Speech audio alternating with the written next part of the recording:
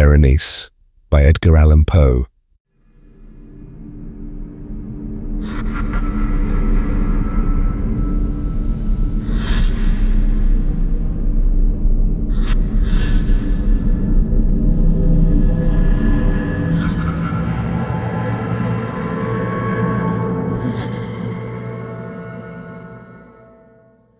Dicebant mihi sodales si sepulchrum amicae visitarem, curas meas aliquantulum fore levatas.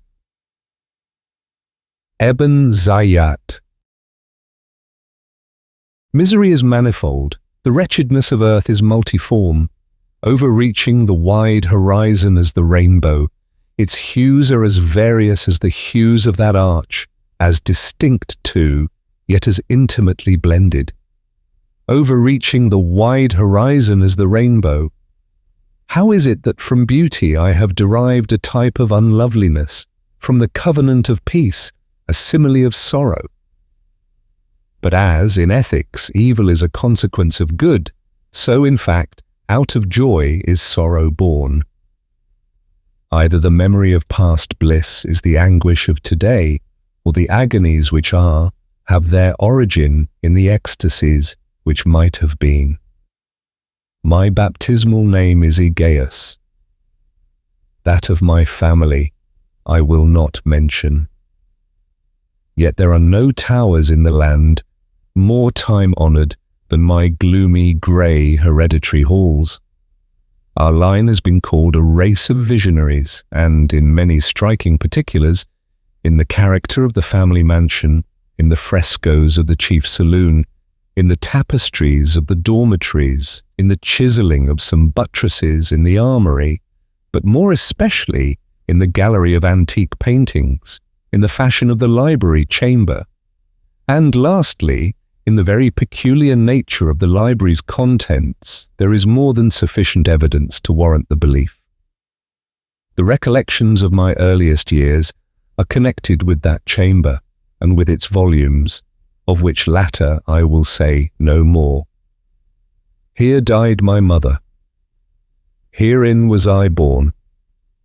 But it is mere idleness to say that I had not lived before, that the soul has no previous existence.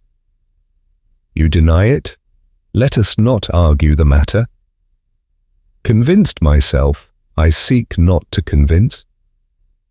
There is, however, a remembrance of aerial forms, of spiritual and meaning eyes, of sounds, musical yet sad, a remembrance which will not be excluded, a memory, like a shadow, vague, variable, indefinite, unsteady, and like a shadow too in the impossibility of my getting rid of it while the sunlight of my reason shall exist. In that chamber was I born, thus awaking from the long night of what seemed but was not nonentity, at once into the very regions of fairyland, into a palace of imagination, into the wild dominions of monastic thought and erudition.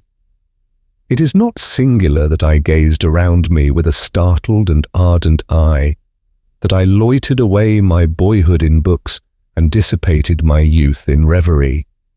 But it is singular that as years rolled away and the noon of manhood found me still in the mansion of my fathers, it is wonderful what stagnation there fell upon the springs of my life, wonderful how total an inversion took place in the character of my commonest thought. The realities of the world affected me as visions, and as visions only, while the wild ideas of the land of dreams became in turn not the material of my everyday existence, but in very deed that existence utterly and solely in itself. Berenice and I were cousins, and we grew up together in my paternal halls. Yet differently we grew, I, ill of health and buried in gloom, she, agile, graceful, and overflowing with energy, hers, the ramble on the hillside, mine, the studies of the cloister, I, living within my own heart and addicted, body and soul, to the most intense and painful meditation, she roaming carelessly through life, with no thought of the shadows in her path, or the silent flight of the raven-winged hours. Berenice! I call upon her name, Berenice. And from the grey ruins of memory 1,000 tumultuous recollections are startled at the sound. Ah, vividly is her image before me now, as in the early days of her light-heartedness and joy. O gorgeous yet fantastic beauty! O sylph amid the shrubberies of Arnheim! O naiad among its fountains! And then all is mystery and terror, and a tale which should not be told. Disease, a fatal disease, fell like the simoon upon her frame, and even while I gazed upon her, the spirit of change swept over her, pervading her mind, her habits, and her character, and in a manner the most subtle and terrible, disturbing even the identity of her person. Alas, the destroyer came and went. And the victim, where is she? I knew her not, or knew her no longer, as Berenice. Among the numerous train of maladies superinduced by that fatal and primary one, which effected a revolution of so horrible a kind in the moral and physical being of my cousin, may be mentioned as the most distressing and obstinate in its nature, a species of epilepsy not unfrequently terminating in trance itself, trance very nearly resembling positive dissolution, and from which her manner of recovery was in most instances startlingly abrupt. In the meantime, my own disease, for I have been told that I should call it by no other appellation, my own disease then grew rapidly upon me and assumed finally a monomaniac character of a novel and extraordinary form, hourly and momently gaining vigour and at length obtaining over me the most incomprehensible ascendancy. This monomania, if I must so term it, consisted in a morbid irritability of those properties of the mind in metaphysical science termed the attentive. It is more than probable that I am not understood, but I fear, indeed, that it is in no manner possible to convey to the mind of the merely general reader an adequate idea of that nervous intensity of interest with which, in my case, the powers of meditation, not to speak technically, busied and buried themselves in the contemplation of even the most ordinary objects of the universe. To muse for long unwearied hours, with my attention riveted to some frivolous device on the margin or in the typography of a book. To become absorbed for the better part of a summer's day in a quaint shadow falling aslant upon the tapestry or upon the floor. To lose myself for an entire night in watching the steady flame of a lamp or the embers of a fire. To dream away whole days over the perfume of a flower.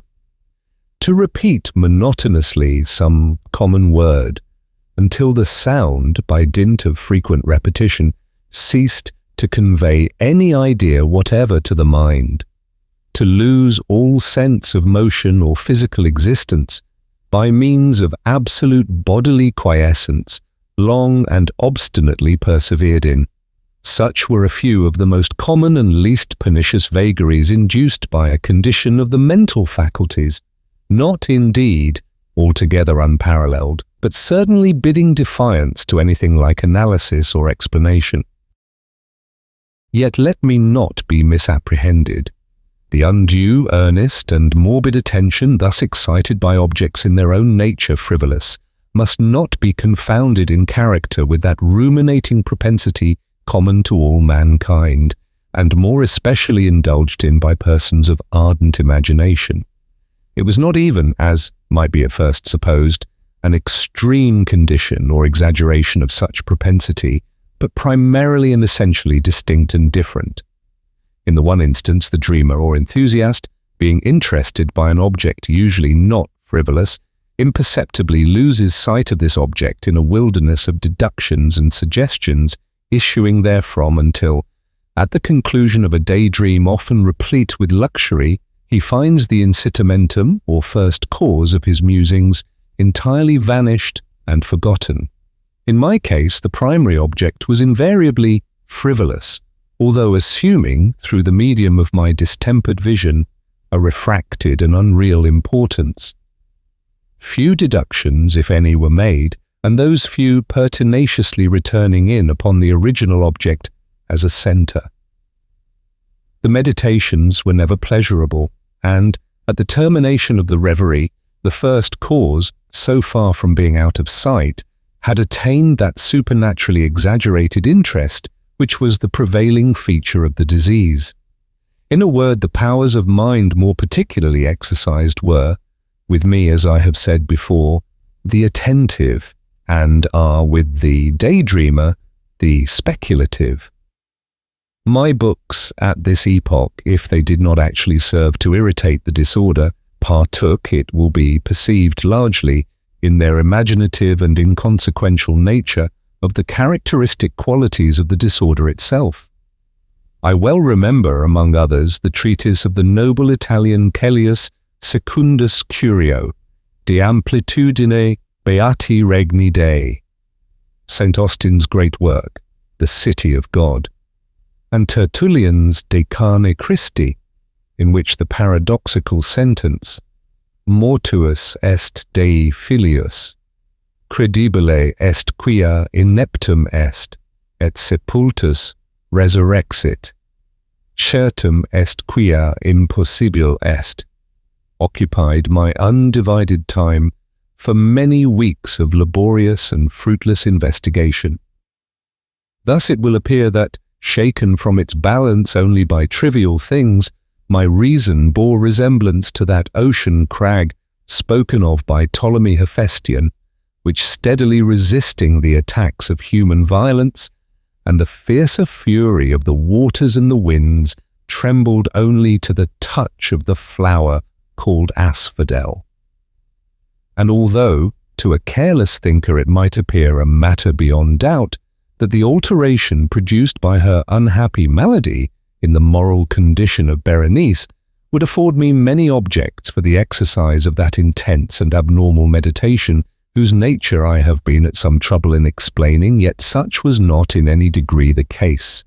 In the lucid intervals of my infirmity, her calamity indeed gave me pain, and taking deeply to heart that total wreck of her fair and gentle life, I did not fail to ponder, frequently and bitterly, upon the wonder-working means by which so strange a revolution had been so suddenly brought to pass. But these reflections partook not of the idiosyncrasy of my disease, and were such as would have occurred, under similar circumstances, to the ordinary mass of mankind. True to its own character, my disorder revelled in the less important but more startling changes wrought in the physical frame of Berenice, in the singular and most appalling distortion of her personal identity. During the brightest days of her unparalleled beauty, most surely I had never loved her. In the strange anomaly of my existence, feelings with me had never been of the heart, and my passions always were of the mind.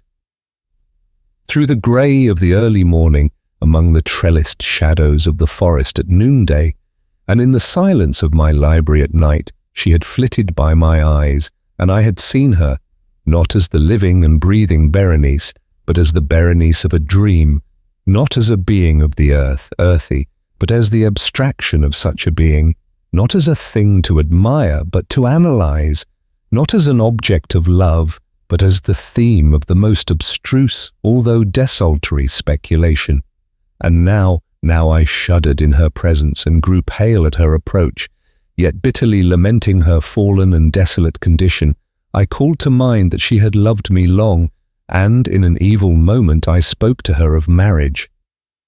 And at length the period of our nuptials was approaching, when, upon an afternoon in the winter of the year, one of those unseasonably warm, calm, and misty days which are the nurse of the beautiful Halcyon, I sat, as I thought, alone, in the inner apartment of the library.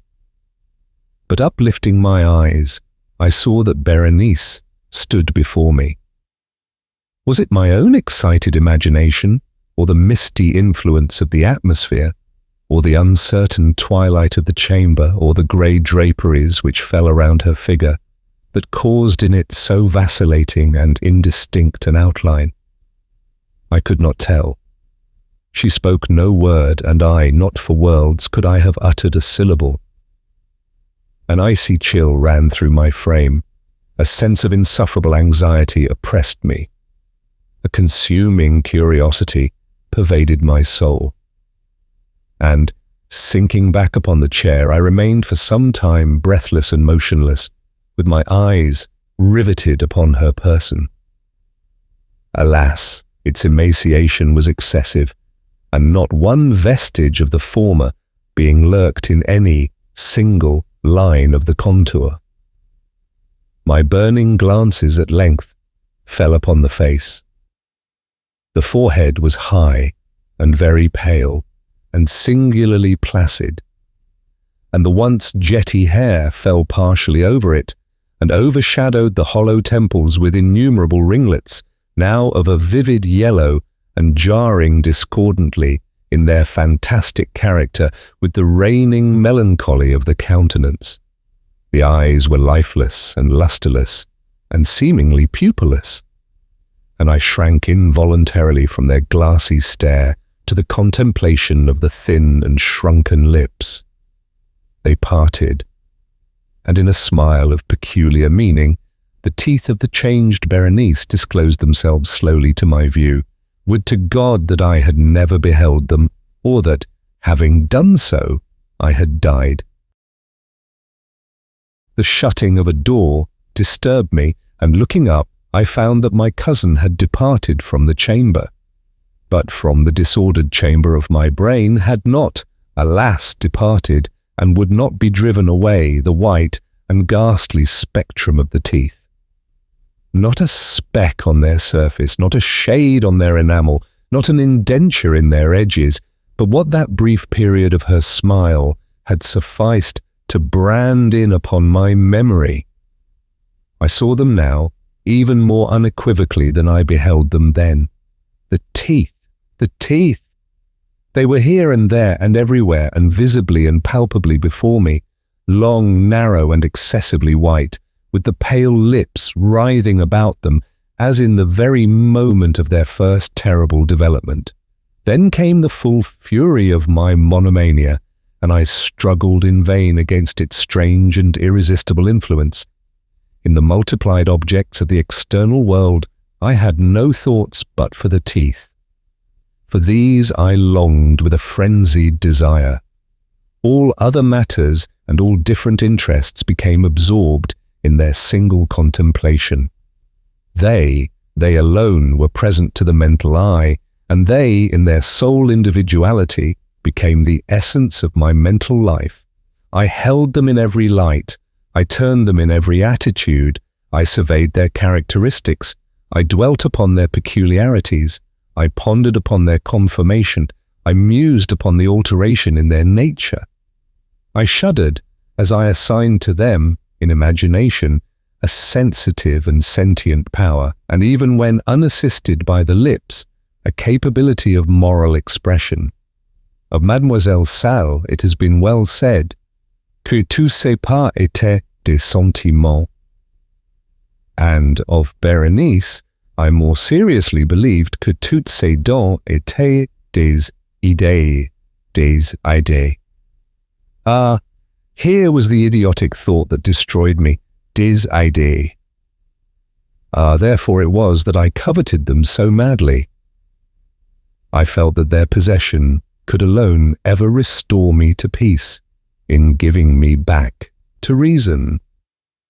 And the evening closed in upon me thus, and then the darkness came, and tarried, and went, and the day again dawned, and the mists of a second night were now gathering around, and still I sat motionless in that solitary room, and still I sat, buried in meditation, and still the phantasma of the teeth maintained its terrible ascendancy, as, with the most vivid, hideous distinctness, it floated about amid the changing lights and shadows of the chamber. At length there broke in upon my dreams a cry, as of horror and dismay. And thereunto, after a pause, succeeded the sound of troubled voices intermingled with many low moanings of sorrow or of pain. I arose from my seat and, throwing open one of the doors of the library, saw standing out in the antechamber a servant maiden, all in tears, who told me that Berenice was no more. She had been seized with epilepsy in the early morning, and now, at the closing in of the night, the grave was ready for its tenant, and all the preparations for the burial were completed.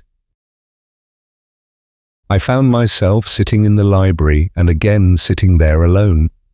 It seemed that I had newly awakened from a confused and exciting dream.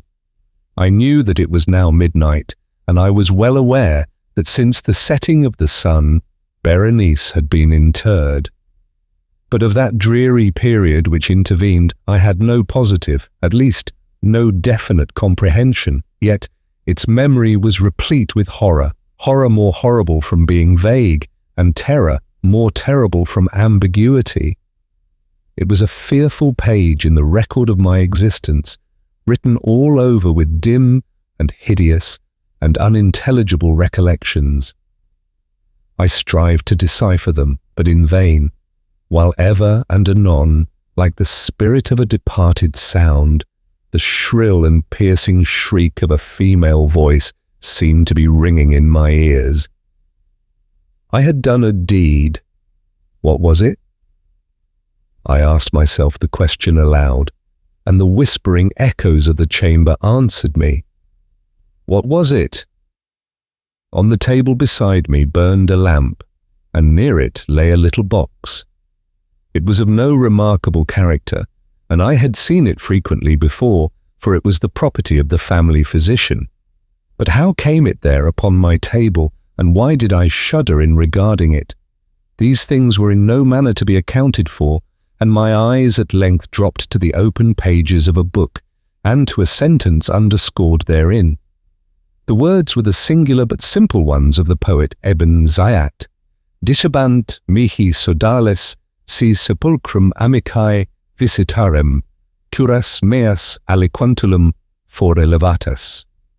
Why then, as I perused them, did the hairs of my head erect themselves on end, and the blood of my body become congealed within my veins? There came a light tap at the library door, and, pale as the tenant of a tomb, a menial entered upon tiptoe. His looks were wild with terror, and he spoke to me in a voice tremulous, husky, and very low. What said he? Some broken sentences I heard. He told of a wild cry disturbing the silence of the night, of the gathering together of the household, of a search in the direction of the sound. And then his tones grew thrillingly distinct as he whispered me of a violated grave, of a disfigured body enshrouded yet still breathing, still palpitating, still alive. He pointed to my garments. They were muddy and clotted with gore. I spoke not, and he took me gently by the hand. It was indented with the impress of human nails. He directed my attention to some object against the wall. I looked at it for some minutes. It was a spade. With a shriek, I bounded to the table and grasped the box that lay upon it. But I could not force it open, and, in my tremor, it slipped from my hands and fell heavily and burst into pieces, and from it, with a rattling sound, there rolled out some instruments of dental surgery, intermingled with 32 small white and ivory-looking substances that were scattered to and fro about the floor.